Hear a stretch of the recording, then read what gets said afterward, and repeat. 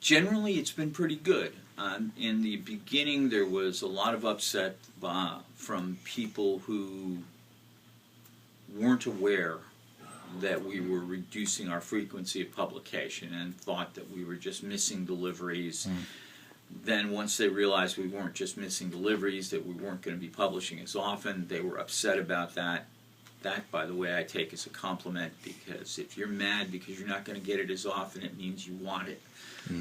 And as mad as you may be, you're probably going to stick with us, and you'd rather read us 3 days than no days. Still, I hate that these people were upset, but nonetheless, once we got by that, the rest of it's been pretty good. People have liked the content. We have added, we've sort of gone back to the roots. We're doing things that editors were doing back in the 1970s when I broke into the business. And to wit, we're publishing a lot more public record, property transfers, marriage records, births, grand jury indictments, those kinds of things. And we have located and are publishing regularly what I would describe as nosy neighbor columnists. People in our smaller communities that we can't get out and cover as closely. We have 3 older women who are active in their communities who go out and they know what's going on at the local clubs and organizations, whose son won an award, who's back in town vacationing from wherever.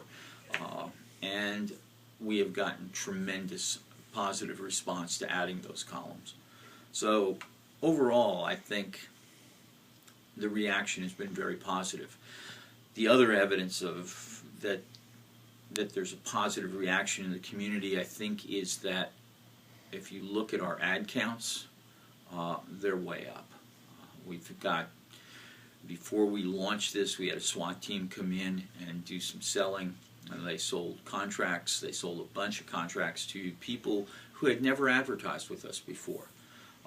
So the paper is much stronger in the ad messaging that it carries on a daily basis, as well as carrying more and different content than it did before we made the change.